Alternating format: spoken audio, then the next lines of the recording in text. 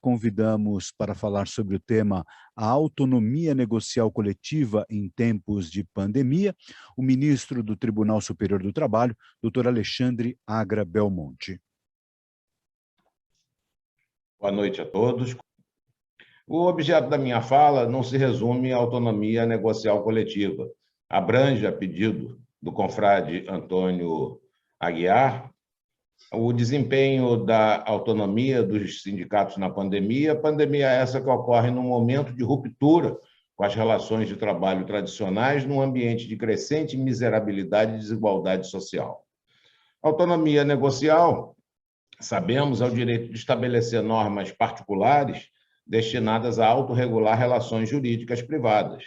A autonomia para a criação de normas coletivas negociadas é coletiva, quando titularizada por uma classe ou categoria de pessoas. A autonomia das categorias profissional e econômica é concretizada principalmente nos acordos e convenções coletivas de trabalho, elas que são destinadas à criação de normas coletivas de trabalho para aplicação nos contratos individuais. No direito coletivo do trabalho, a autonomia negocial coletiva deve cumprir tanto a sua função social interna como a sua função social externa, razão pela qual tem por limites específicos, entre outros, os preceitos constitucionais impeditivos, as matérias relacionadas atualmente no artigo 611-B da Consolidação das Leis do Trabalho e, conforme a parte final do artigo 8º caput da CLT, o interesse público, posto que nenhum interesse de classe ou particular pode sobre ele prevalecer. A CLT absorveu as doutrinas sociais de proteção ao hipossuficiente de 1919, consolidadas nas convenções da OIT, e por ter sido editada a CLT em 1943, em pleno Estado Social, resultante dos efeitos da Segunda Guerra Mundial, privilegiou os ajustes compensatórios de alcance da igualdade real. Com efeito, dando seguimento às normas de proteção ao trabalhador contidas nas convenções da OIT e adotadas pelo Brasil, principalmente após o Estado Novo, em 1943 elas foram então revistas, consolidadas, expandidas e sistematizadas na CLT sob a ótica do Estado Social, para definitivamente afastar o risco da convulsão social que tinha ocorrido no século XIX na Europa e que só teve fim com a concessão de direitos sociais mínimos aos trabalhadores do mundo capitalista.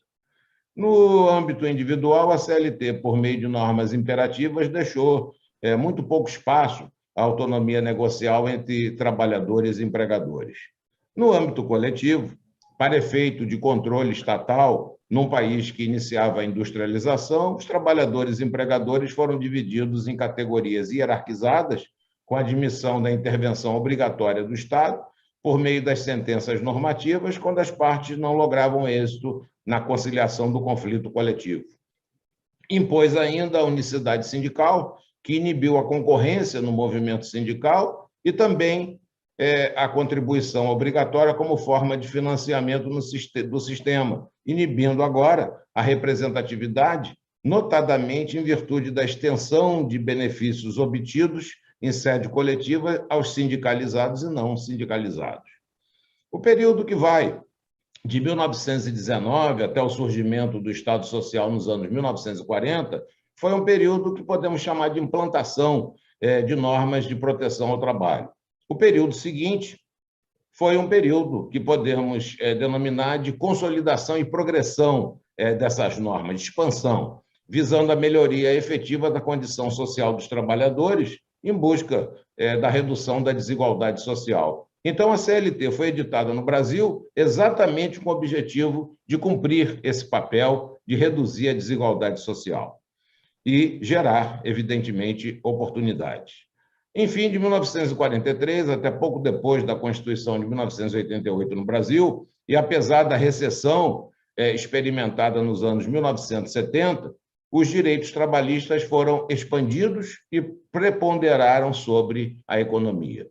Apesar disso, em razão da instabilidade da nossa economia, a primeira onda flexibilizatória introduziu pela Lei 4.923, de 1965, a possibilidade de revisão do contrato de trabalho em virtude de uma situação empresarial decorrente de uma conjuntura econômica adversa, mas com exigência de negociação coletiva para o ajuste e com redução proporcional equivalente à redução do salário. Dando seguimento a essa primeira onda flexibilizatória, em 1966 foi estabelecido o sistema concorrencial ao de indenização com instabilidade, o sistema do Fundo de Garantia do Tempo de Serviço. O Brasil não percebeu as mudanças ocorridas a partir da crise do petróleo dos anos 1970, muito menos o investimento mundial em alternativas mais baratas de produção, e que resultaram até em boa parte de supressão de trabalho humano, a robótica, o chip, a telemática, e vai por aí fora. Então, o Brasil não percebeu esse investimento mundial em alternativas mais baratas de produção e de reorganização empresarial, preocupado que esteve apenas com o programa do Proálcool e com o transporte solidário. Como resultado, os trabalhadores terminaram solapados pela robotização nas indústrias, pela automação em boa parte do setor de prestação de serviços, pela terceirização crescente e pelas exigências das multinacionais estrangeiras que aportaram no país derivadas da globalização.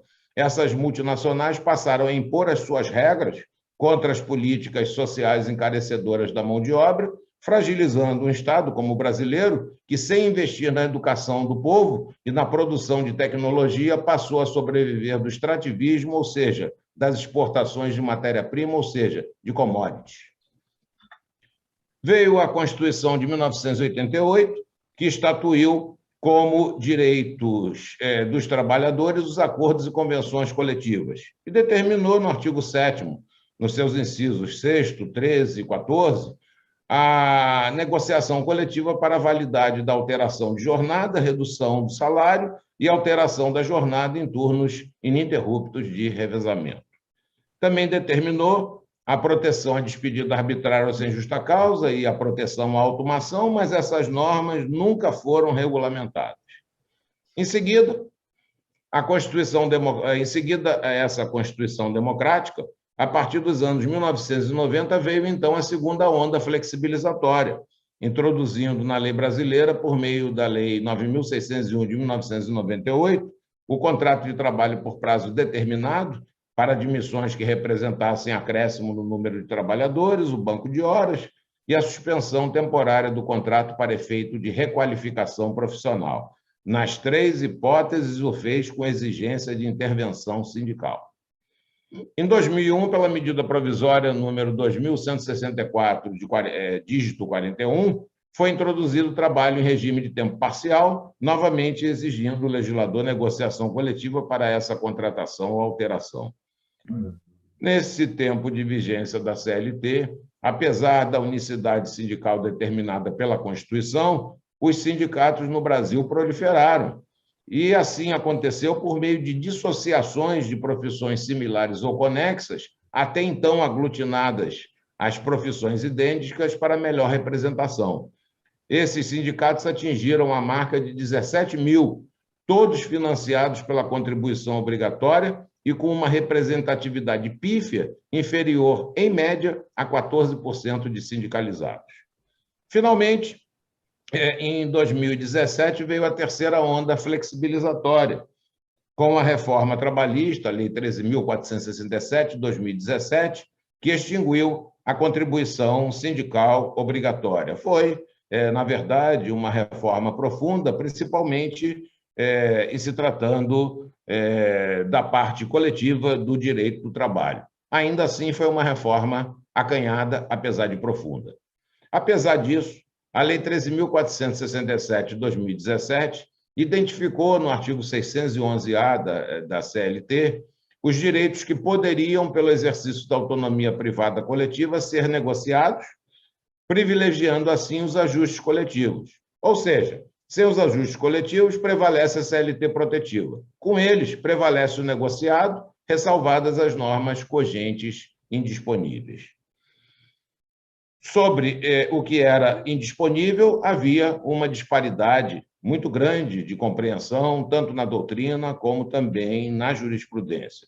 Os acordos e convenções coletivas de trabalho, como instrumentos de flexibilização das condições de trabalho estabelecidas em lei, servem para a prevenção e solução por autocomposição dos conflitos coletivos do trabalho e de ajustes a situações adversas, ou então de ajuste a condições peculiares de trabalho numa empresa ou em determinado setor produtivo. É para isso que os acordos e convenções coletivas servem. A disparidade de compreensões sobre o que podia ou não ser negociado pelos sindicatos fez com que o judiciário, chamado a intervir diante de uma legislação então inflexível e que também não dava o norte a respeito do que podia ou não ser negociado, muitas vezes anulasse cláusulas coletivas, causando surpreendentes passivos trabalhistas às empresas e anulando cláusulas pontualmente, mas mantendo as demais. Isso quer dizer que a empresa ficava com o pior dos mundos, né? Porque anulava aquela cláusula que correspondeu a uma barganha e ela ficava tão somente com as obrigações. E o legislador reformador, então, no artigo 611 da CLT, dispôs que os acordos e convenções coletivas têm prevalência sobre a lei quando, entre outros, dispuserem sobre os direitos que ela então enumerou, que considerou disponíveis para ajustes coletivos. Nada impede que se discuta um ou outro direito relacionado no artigo 611-A, que não deveria estar ali, mas, pelo menos, o legislador deu um norte a respeito daquilo que pode ou não ser negociado pelos sindicatos.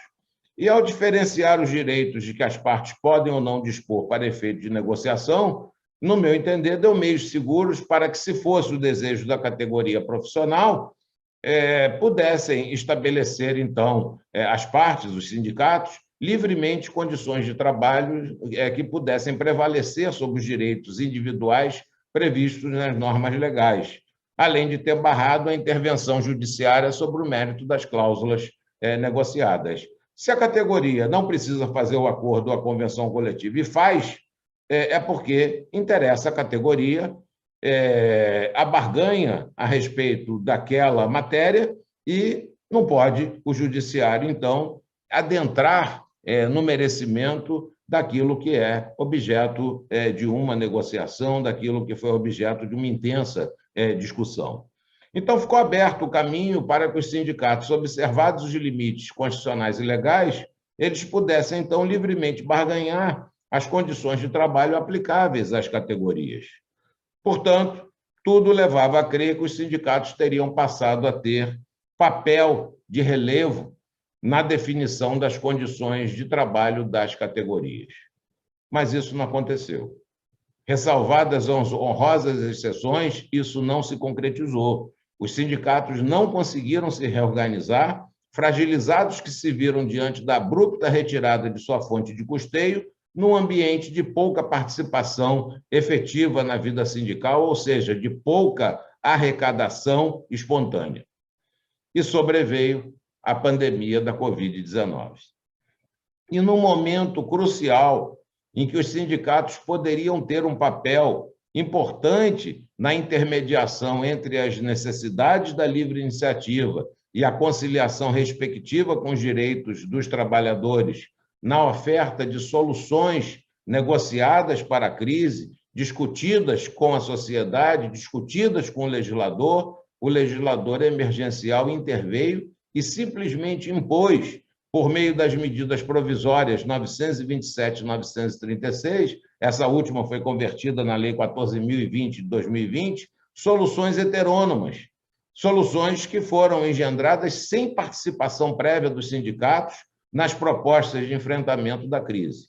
E, indo além, o legislador retirou a exigência constitucional da prévia negociação coletiva para, juntamente com antecipações de férias, feriados e flexibilizações no banco de horas no teletrabalho, reduzir ou suspender o salário do trabalhador hipossuficiente, ou seja, aqueles que ganhavam abaixo de uma quantia aproximada de 3 mil e poucos reais e que correspondem a cerca de 80% dos trabalhadores brasileiros. Eu só posso chamar, a partir do momento em que o legislador estabelece a figura do hipersuficiente como aquele que ganha cerca de 12 mil reais, que aquele que ganha abaixo de 3.300 reais, ele é hipossuficiente. E o Supremo Tribunal Federal referendou essa diretriz. Numa interpretação sistemática da Constituição, considerou que a atividade econômica, diante da urgência de soluções para a preservação simultânea da livre iniciativa dos empregos, não poderia, então, ficar à mercê dos sindicatos.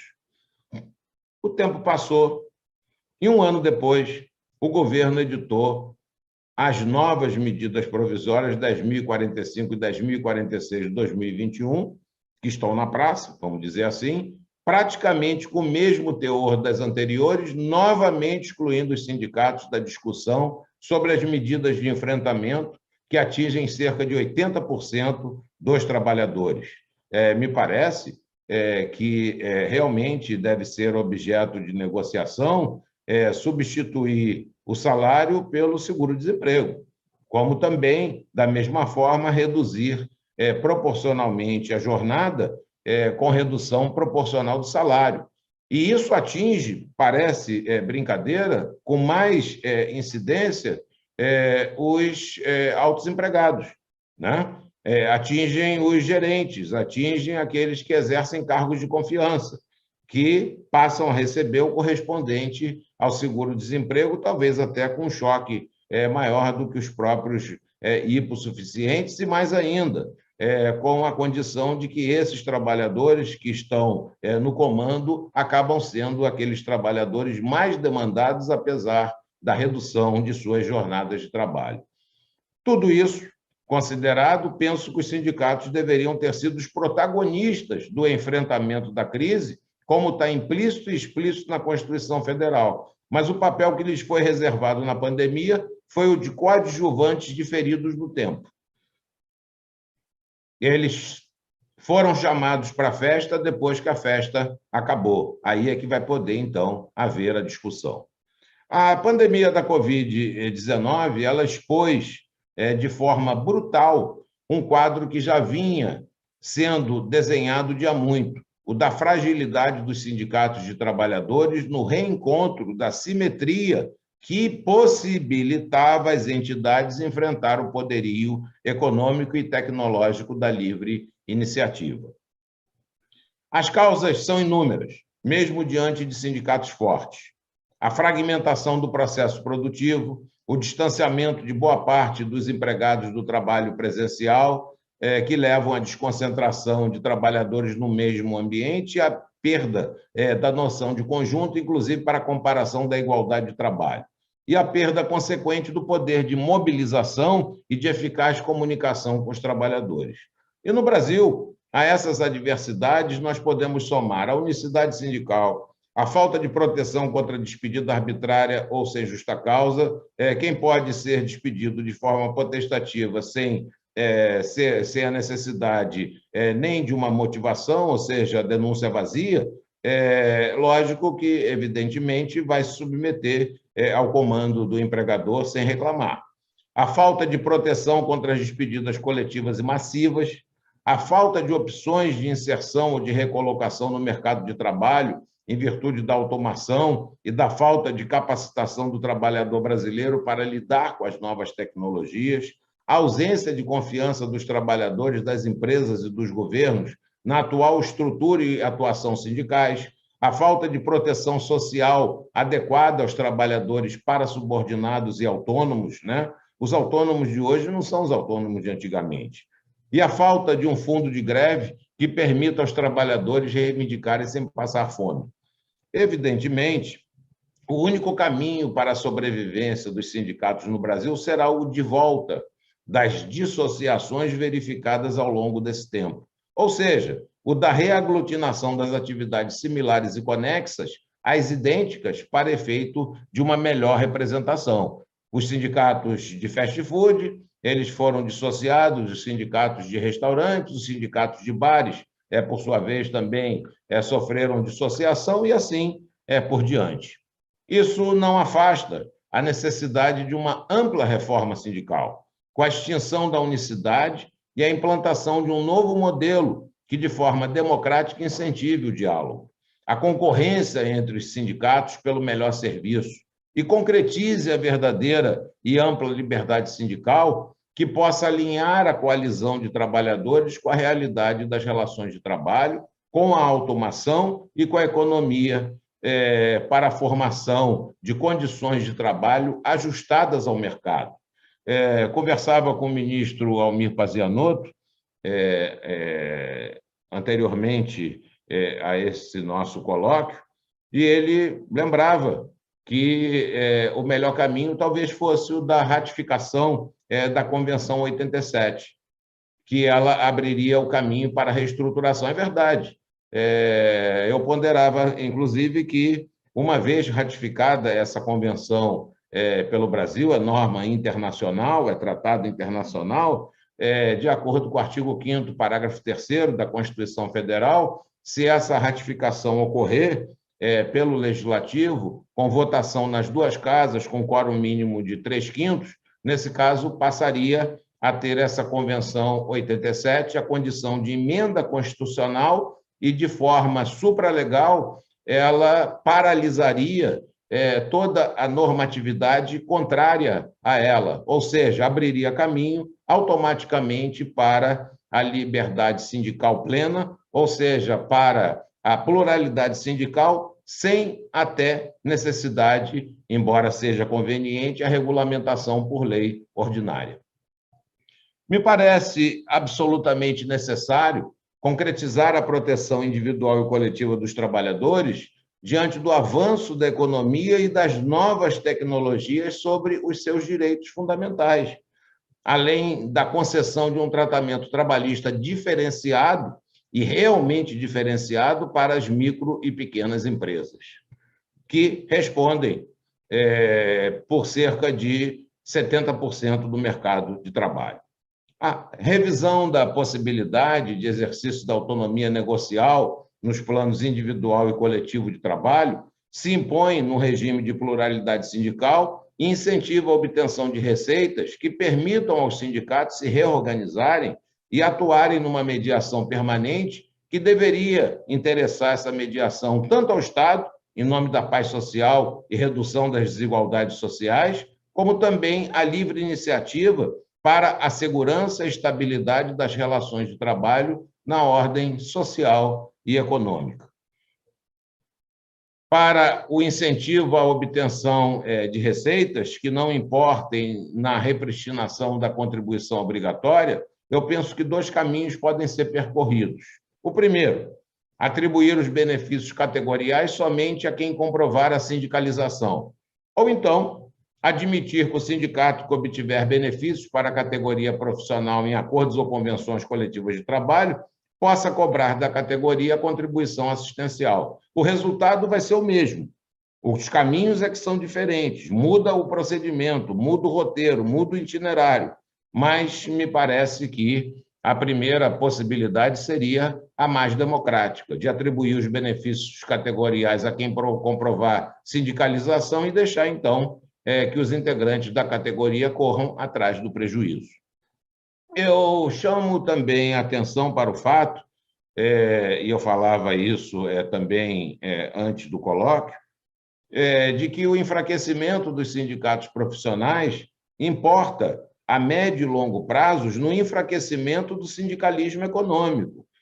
Se o sindicato dos trabalhadores, os sindicatos de trabalhadores não foram chamados para as medidas que foram impostas, da mesma forma, os sindicatos econômicos também não foram. Os sindicatos de empregadores existem porque existem os sindicatos de trabalhadores. Sem eles, aqueles perdem a força, passando as empresas a atuarem individualmente. Então, nós ainda estamos num passo muito atrás desse quadro descrito pelo professor Júlio Gomes. Portugal está adiante. Nós ainda temos que percorrer esse longo caminho de implantação da liberdade sindical, de fazer ajustes na nossa legislação ordinária, para que nós possamos, então, chegar, pelo menos legislativamente, ao nível de Portugal, onde os portugueses também têm queixas. Mas, se eles têm queixas, nós temos mais ainda, porque nós estamos atrás, nós estamos numa condição muito pior, nós estamos numa condição subdesenvolvida, nós estamos numa condição em que o trabalhador brasileiro ele não está capacitado para o mercado de trabalho. Nós estamos numa situação em que o país não faz investimento em tecnologia e a única coisa com que ele se preocupa é com exportação de matéria-prima, se preocupa com extrativismo. Então, nós precisamos mudar esse quadro, né? Em 2005, Japão, Coreia do Sul, Estados Unidos, Reino Unido e não me lembro mais quem, exportaram em tecnologia 5 vezes o que o Brasil exportou em matéria-prima e derivados. Então, nós estamos numa situação que é uma situação que me parece bastante aflitiva. Digo mais, talvez nós estejamos sentados num barril de pólvora. Num barril de pólvora onde a miserabilidade crescente, a desigualdade social, ela vai cobrar o preço. Eu não tenho dúvida nenhuma disso, né? De que esse preço vai ser cobrado. No tempo da segunda Revolução Industrial, havia miséria, havia desigualdade social, havia trabalho inseguro, e por isso, em 1919, essa pacificação veio através da concessão de condições mínimas para os trabalhadores. Nós agora estamos vivendo uma situação onde existe a desigualdade social, onde existe a miserabilidade, mas, ao contrário do que ocorria naquela oportunidade da segunda Revolução Industrial, naquela época havia emprego. Emprego mal remunerado, mas havia emprego. Agora nós estamos vivenciando uma situação em que há desemprego estrutural, falta de oportunidade de trabalho, pelos mais diversos motivos. Falta de oportunidade de trabalho porque o homem está sendo substituído, o ser humano está sendo substituído, melhor dizendo, pela máquina, né? Pelo computador, pelo robô, pelas plataformas digitais. Uma situação em que o aumento populacional, né? A densidade demográfica, como chamou a atenção para esse fato o ministro Almir Bazianotto, né? Tem mais gente no mundo, né? E o fato de ter mais gente no mundo, o fato de ter menos oportunidade, pelas razões as mais variadas, isso vai importar, se já não está importando, numa convulsão social. E a convulsão social não é boa para nenhum país.